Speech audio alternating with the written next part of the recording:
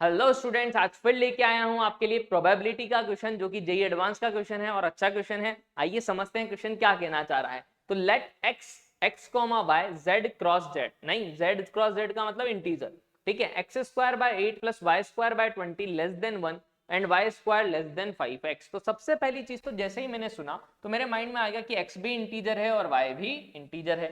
दूसरी चीज मेरे माइंड में क्या आई बेटा कि x square by a square plus y square by b square less than something है। तो अगर इक्वलिटी होती एक्स स्क्वायर बाय 8 होता प्लस वाई स्क्वायर बाय 20 होता लेस देन 1 है, अगर इसी की जगह में इक्वल लगा देता, क्या लगा देता, लेस देन की जगह इक्वल, तो मेरे पास क्या होता, ये इलिप्स बनता। नहीं, यहां बी स्क्वायर बड़ा है मतलब ये वर्टिकल इलिप्स होता हॉरिजॉन्टल की जगह। मतलब कि अगर मैं थोड़ा डायग्राम बना दूं बेटा इसका, ठीक है, तो कैसा बनेगा आप खुद सोचिए।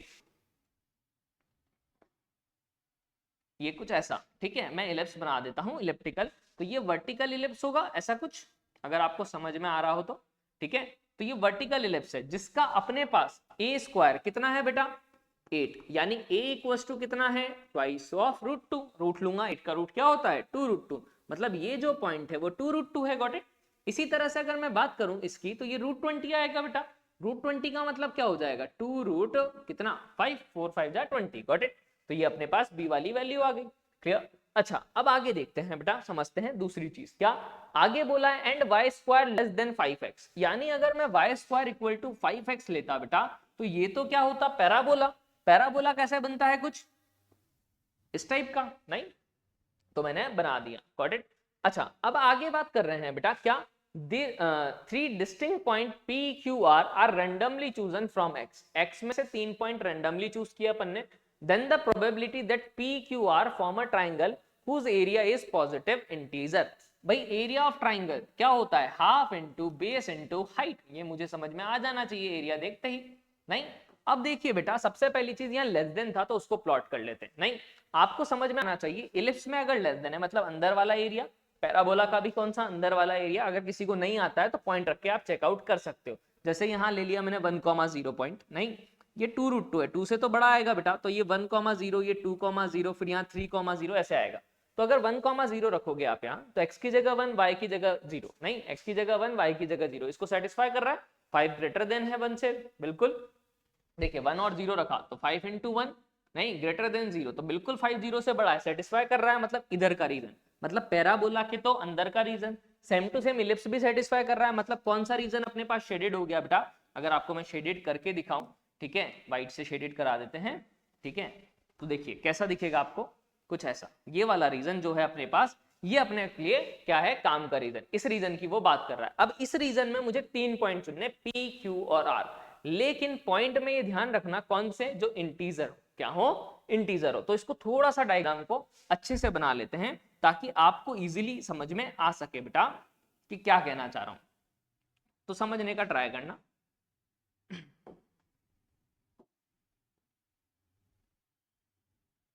मैं थोड़ा सा इलिप्स को ढंग से बड़ा बना के दिखा रहा हूं आपको। नहीं तो ये क्या था अपने पास 2 रूट 2 वाला पॉइंट बेटा, है ना। ये वाला पॉइंट था 1 और ये वाला पॉइंट था 2।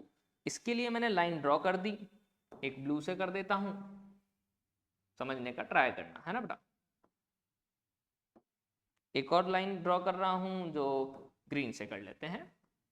तो उससे क्या फायदा मिलेगा अभी वो मैं समझाता हूं आपको, ठीक है। ये 2 लाइन है अपने पास। अब मुझे क्या करना था, इस रीजन में चूज करना था बेटा, नहीं लेकिन चूज करने इंटीजर पॉइंट। तो पहले तो ये पता लगाओ इंटीजर पॉइंट कितने होंगे। तो भाई अब आप खुद सोचो कि यार ये जो पॉइंट है, ये वाई वाला जो पॉइंट होगा इससे तो अंदर ही आएगा नीचे की तरफ, है ना। ऐसे ये वाला जो वाई वाला पॉइंट होगा इसके ऊपर आएगा, नहीं जितने भी कोऑर्डिनेट होंगे। और x की वैल्यू तो पता लग चुकी है अपन को कि ये 1 है और ये 2 है, तो x तो या तो 1 होगा या 2 होगा इंटीजर में, और कुछ नहीं हो सकता। इक्विलिटी नहीं है इसलिए 0 तो नहीं ले सकता। क्लियर है या नहीं, मतलब x कोऑर्डिनेट अपने पास या तो 1 हो सकता है या x कोऑर्डिनेट अपने पास 2 हो सकता है। y कोऑर्डिनेट क्या होगा वो निकालते हैं। तो देखिए ये दोनों इंटरसेक्ट कर रहे हैं, एलिप्स भी और पैराबोला भी। तो यहां से अगर मैं y की वैल्यू निकालूं तो x की वैल्यू कितनी आ रही है वाई स्क्वायर बाय 5, ये उठा के रख दूं। तो यहां से अगर मैं देखूं वाई स्क्वायर का स्क्वायर यानी y की पावर 4, नहीं 5 का square 25 into 8 plus y square by 20 equal to 1। यानी कि अगर एलसीएम ले लूं तो y4 ये 200 हो गया, 25 8 जा, यहाँ पे एलसीएम लिया 200 आएगा, 20 10 जा यानी 10 वाई स्क्वायर अपॉन 200 उधर जाएगा तो 200। थोड़ी सी कैलकुलेशन की है मैंने फास्टली, जिसको नहीं आती है कैलकुलेशन वो एक बार लिख के खुद ट्राई करिएगा बेटा, क्योंकि कैलकुलेशन इतनी आपसे होनी चाहिए बेटा। Clear, equal to 0। मतलब इसकी अगर मिडिल टर्म स्प्लिटिंग करूं तो बेटा वाई स्क्वायर माइनस एक 20 रूट आएगा, एक वाई स्क्वायर प्लस 10 रूट आ जाएगा। माइनस 20 प्लस 10 क्या होगा बेटा, सॉरी प्लस का 20 और माइनस का 10 लेना पड़ेगा, नहीं तभी तो अपने पास प्लस का 10 आएगा और मल्टीप्लाई करेंगे तो माइनस 200 आएगा। यानी वाई स्क्वायर इक्वल टू 10 एक रूट, तो y equal to plus minus root 10। यहां से तो इमेजिनरी रूट आएगा तो उसको लिखने की जरूरत नहीं। मतलब मुझे ये समझ में आ गया कि ये जो वैल्यू है वो रूट 10 है और ये वैल्यू माइनस रूट 10 है, इसी के बीच में होनी चाहिए। रूट 10 का मतलब क्या होता है बेटा, 3 पॉइंट समथिंग कुछ। यानी मैं क्या बोल सकता हूं कि भाई जो y कोऑर्डिनेट आएंगे वो 3 पॉइंट समथिंग से तो कुछ छोटे ही आएंगे। अब आपको मैं समझाता हूं बेटा, समझने का ट्राई करना। सर ये आप कैसे बना रहे हो, नहीं वो मैं समझा रहा हूं बेटा, एक सेकंड रुकिएगा। नहीं अब देखिए बेटा, ये पॉइंट क्या होगा, ये 1 है ये भी 1 है, मतलब ये पॉइंट है 1,1। तो 1,1 क्या दोनों को सेटिस्फाई कर रहा है या नहीं, मैं समझाता हूँ। x की जगह 1 रखा तो 5 आएगा, y की जगह 1 रखा तो क्या आएगा 1, 1 का स्क्वायर 1, यानी 5 1 से बड़ा है तो बिल्कुल सेटिस्फाई कर रहा है। मतलब ये पॉइंट मेरा काउंटेबल है। नहीं 1,2 अगर रखता हूं, x तो 1 y2, x1 रखा y2 रखा, 2 का स्क्वायर 4, 5 बड़ा है अभी भी किससे बेटा 4 से, मतलब अंदर ही आ रहा है पैराबोला के, एलिप्स के भी अंदर ही आ रहा है, यानी कि 1,2 भी सेटिस्फाई कर रहा है। Got it. अगर मैं 1,3 लेता बेटा तो 5 इंटू 1 5 आता, 3 का स्क्वायर 9, सेटिस्फाई नहीं करता, मतलब वो बाहर निकल जाता, इसलिए मैंने उसको प्लॉट नहीं किया। सिमिलरली अगर मैं 2 के साथ देखूं तो 2 के साथ अगर 2 रखता हूं तो देखो 2 के साथ 2 भी आ रहा है, 2 के साथ 3 आएगा क्या, 2 5 जा 10, 3 का स्क्वायर 9, बिल्कुल 10 बड़ा है 9 से, मतलब 2 के साथ 3 भी आएगा, 2 के साथ 4 नहीं आ पाएगा। मतलब मुझे समझ में आ गया कि भाई 1 के साथ 1 आएगा, 1 के साथ 2 आएगा, 2 के साथ 0, 2 के साथ 1, 2 के साथ 2, 2 के साथ 3 आएगा, ऐसे ही नीचे भी आएंगे, ऊपर नीचे सिमेट्रिक होती है। मतलब कि इस लाइन पर अपने लिए 5 पॉइंट है, 1 2 3 4, ये 0 वाला 5, समझ रहे हो।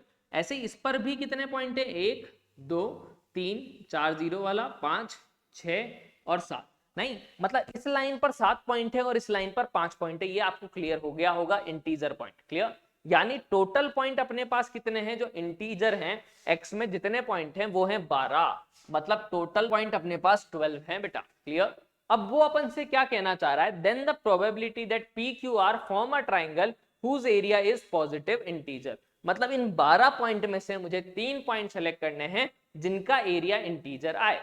अब इंटीजर आने का मतलब खुद समझो, या तो बेस 2 का मल्टीपल हो या हाइट 2 का मल्टीपल हो। नहीं अब आप खुद सोचिए, मेरे को 3 पॉइंट सेलेक्ट करने हैं तो मेरे पास 2 ही ऑप्शन है, या तो मैं 2 पॉइंट इस लाइन पे से सेलेक्ट कर लूं, एक इधर से सेलेक्ट कर लूं, नहीं या 2 इस लाइन से और एक इस लाइन से, क्योंकि तीनों अगर एक लाइन से करेंगे तो कोलिनियर हो जाएंगे, ट्राइंगल बनेगा ही नहीं। तो देखिए पहला केस, जब मैं क्या ले रहा हूं, देखो अच्छा इनके बीच की डिस्टेंस कितनी है, ये 1 था ये 2 था, मतलब डिस्टेंस कितनी है 1, मतलब जो हाइट है ना ये तो हमेशा 1 है। क्लियर, चाहे मैं 2 पॉइंट इस पे लूंगा एक इस पे लूंगा तब भी हाइट 1 आएगी, 2 इस पे लूंगा एक इस पे लूंगा तब भी हाइट 1 आएगी, ये चीज क्लियर हो जानी चाहिए। मतलब बेस को ही मुझे क्या लेना पड़ेगा, 2 का मल्टीपल, यानी मैं पहले ले लेता हूं जब बेस क्या होगा 2 का मल्टीपल, मतलब 2 हो 4 हो 6 हो 8 हो, इस टाइप से होने चाहिए। क्लियर, तो अगर बेस 2 लिया तो समझना क्या ऑप्शन पॉसिबल है। नहीं तो पहला मेरा माइंड क्या कहता है, अगर मैंने बेस को 2 लिया है, देखो मैं रेड कलर से शो कर रहा हूं, नहीं बेस को 2 कैसे लूंगा, ये वाली लाइन समझ रहे हो, 2 हो गई, नहीं या फिर क्या हो सकता है ये वाली ले लूं, समझना 2 हो गई, या फिर ये वाली, नहीं जब मैं किसके लिए एक बेस कंसीडर कर रहा हूं, पहली वाली लाइन के लिए, तो पहली वाली लाइन के लिए 3 ऑप्शन है बेटा अपने पास, क्या या तो ये या ये या ये, मतलब 3 ऑप्शन इसके लिए हैं। नहीं अब हो सकता है मैंने अगर ये लाइन ली है तो पॉइंट ये ले लिया हो, नहीं एक ऑप्शन, या ये लाइन के लिए ये पॉइंट, या ये लाइन के लिए ये पॉइंट ये पॉइंट ये पॉइंट ये पॉइंट, मतलब इस एक लाइन के लिए 7 ऑप्शन अवेलेबल है पॉइंट के। नहीं ऐसे ही इस लाइन के लिए भी 7 ऑप्शन, इस लाइन के भी 7 ऑप्शन, यानी 3 इंटू कितना होगा बेटा 7। गॉट इट, क्लियर है या नहीं। इसी तरह से अगर मैं दूसरी चीज बोलूं बेटा आपसे कि अगर मैंने बेस इस पे लिया है 2 यूनिट का, नहीं तो यानी कि एक लाइन ये ले ली, नहीं या हो सकता है ये ले ली हो 2 यूनिट, या हो सकता है ये वाली ले ली हो तीसरी, नहीं या ये वाली हो सकती है चौथी, नहीं या ये वाली हो सकती है 5वीं। नहीं तो अपने पास 5 ऑप्शन पॉसिबल है बेस के लिए। नहीं क्लियर, अब ये बेस लिया है, एक पॉइंट यहाँ सेलेक्ट करना है, 5 पॉइंट अवेलेबल है नहीं, तो इस एक के लिए भी 5 ऑप्शन, दूसरे के भी 5, तीसरे के लिए भी 5, 5 के लिए 5, यानी 25 ऑप्शन। 7 3 जा कितना 21, 25 और 21 कितना हो जाएगा बेटा 46। Got it. यानी कि ये पहला अपने पास आ चुका है। ये कब, जब बेस क्या लिया है अपन ने 2, ये केस हो गया।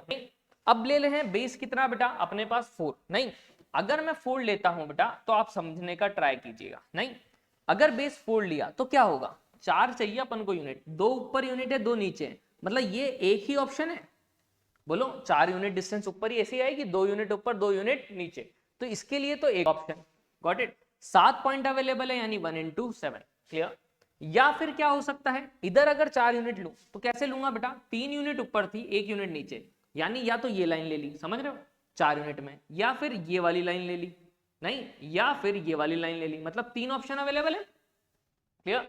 और इनके लिए कितने हैं बेटा 5 पॉइंट अवेलेबल, नहीं यानी 3 5 जा 15 प्लस 7 यानी 22 हो गया। इसी तरह से अगर मैं बात करूं बेटा, जब अगर 6 लिया बेस तो 3 यूनिट ऊपर और 3 यूनिट नीचे, मतलब एक ही बेस पॉसिबल है ये वाला, इसके लिए ऑप्शन कितने 5, कोई भी एक पॉइंट चुन लूं, यानी कि कितना होगा अपने पास बेस तो एक ही ऑप्शन पॉसिबल है और इसके लिए पॉसिबल 5 पॉइंट, या तो ये वाला ले लो या ये वाला ले लो, जैसे ये लिया तो ये पूरा ट्राइंगल, समझ रहे हो बड़ा वाला, नहीं तो यानी 5 into 1, 8 तो बेस आएगा ही नहीं, नहीं तो यानी कि यही ऑप्शन पॉसिबल है, यानी 46 प्लस 22 प्लस 5, नहीं कितना हो जाएगा 46 प्लस 22 प्लस 5 कितना हो जाएगा 46 22 कितना 70 नहीं 68 और 5 यानी 73। नहीं ये तो हो गया अपने फेवरेबल केस।